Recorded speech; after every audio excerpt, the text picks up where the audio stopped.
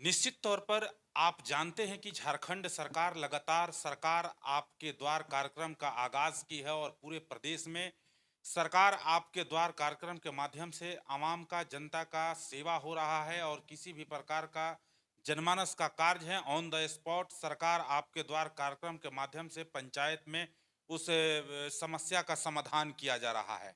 हमारे बीच एक शख्सियत मौजूद है, वो झारखंड के ही बाबा नगरी देवघर के मूल निवासी हैं और इनका प्रखंड पड़ता है मोहनपुर और इनका ग्राम पंचायत राज है 12, जहां से आज आए हैं। कई दिनों से हमसे संपर्क स्थापित करने का प्रयास कर रहे थे। पेशे से ये नाई हैं, काफी गरीब परिवार से आते हैं। इनका मुख्य पेशा बाल बनाना है।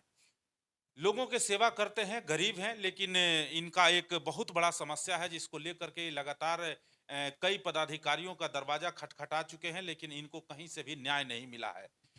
इनका यह समस्या है कि ये 12 पंचायत में रहते हैं और इनका नाम 2011 के एसीसी डाटा जो प्रधानमंत्री आवास योजना का माना गया, वो एसीसी डाटा में इनका नाम उस लिस्ट में था, जो कि 228 नंबर पर, मैं इसमें दिखाना चाहूंगा कि 228 नंबर पर इनका एसीसी डाटा में नाम है।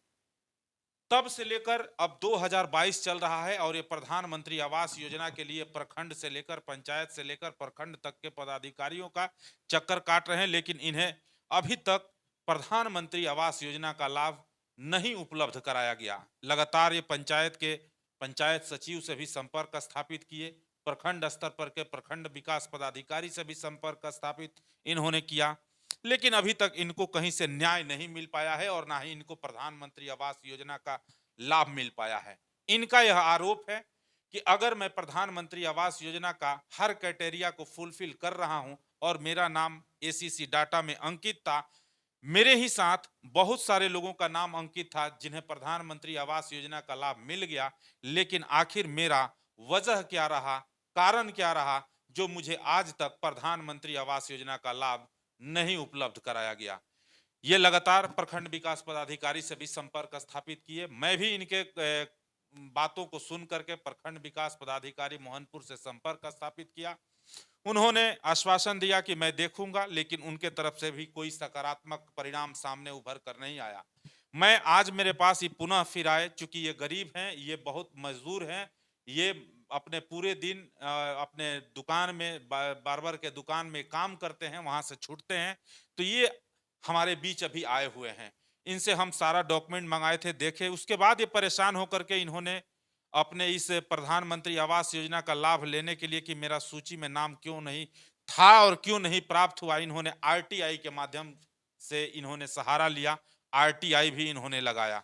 आरटीआई के माध्यम से इनको सूचना प्रखंड स्तर से उपलब्ध कराई गई कि आपका नाम एसीसी डाटा में दर्ज नहीं है, जिसके वजह से आपको प्रधानमंत्री आवास योजना का लाभ नहीं दिया जा सकता।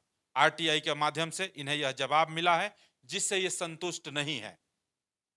पुनः फिर ये सभी पदाधिकारियों का दरवाजा खटखटाना शुरू कर चुके हैं और इनको यही इनका कहना है कि आखिर जब मेरे ही साथ में 10 लोगों का नाम शामिल था जो गरीब थे, जिनको आवास का लाभ मिल गया, लेकिन मेरा भी नाम उस सूची में दर्ज था, मुझे क्यों नहीं मिला।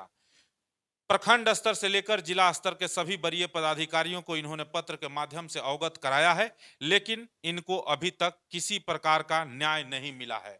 इनका यह मानना है और इनका यह तमाम देवघर जिला के सभी पदाधिकारी जनप्रतिनिधियों से निवेदन है, आग्रह है कि बेशक मुझे प्रधानमंत्री आवास योजना का लाभ नहीं मिले, लेकिन मैं ये जानना चाहता हूं कि मैं इस भारत का नागरिक हूं, इस प्रदेश का नागरिक हूं, मैं भी सरकार चुनने का काम करता हूं, मैं अपना बहुमूल्य वोट दे करके किसी भी सरकार को बनाने में एक अपना अहम योगदान देता हूं।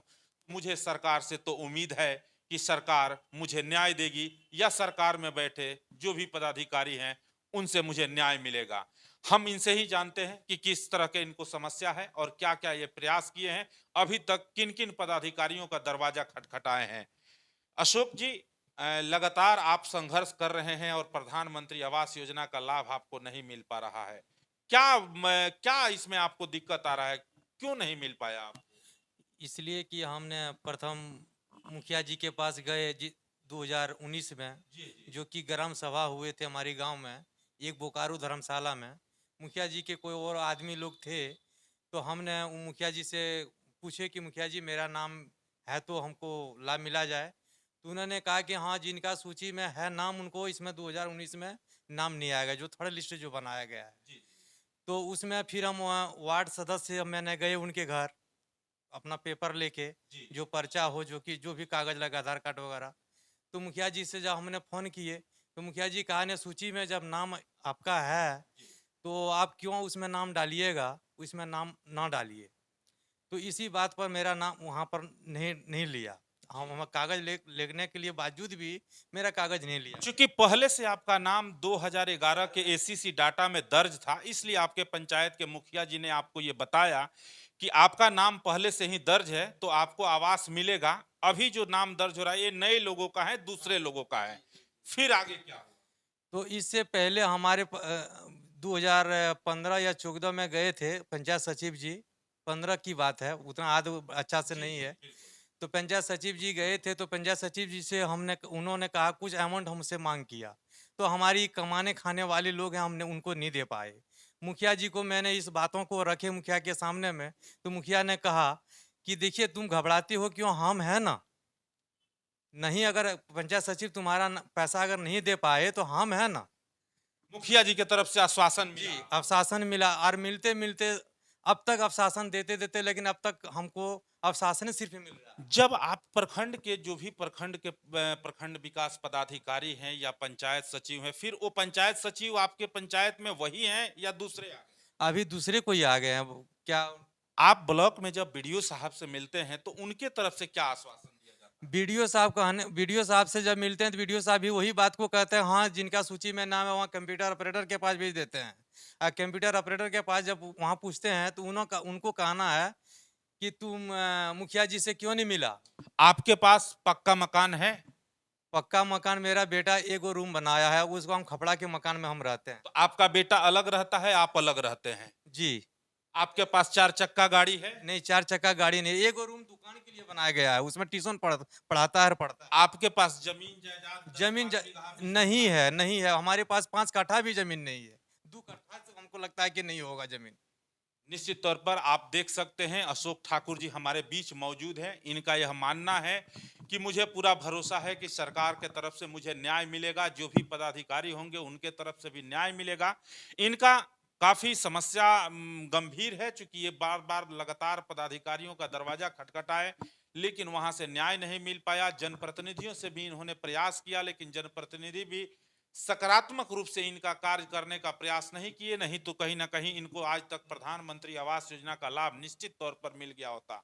अगर मेरा ये वीडियो या यह न्यूज या खबर, इसे जिस तरह से आप समझ लें, अगर कोई भी देखें, जो भी पदाधिकारी देखें या जो भी लोग देखें, इसको अधिक से अधिक शेयर करें, ताकि जो भी वरीय पदाधिकारी हैं जिनसे इनको न्याय मिल सकता है, उनके कानों तक, उनके पास तक ये खबर अगर चला जाएगा, तो निश्चित तौर पर ये ठाकुर जी को, अशोक ठाकुर जी को न्याय मिलेगा।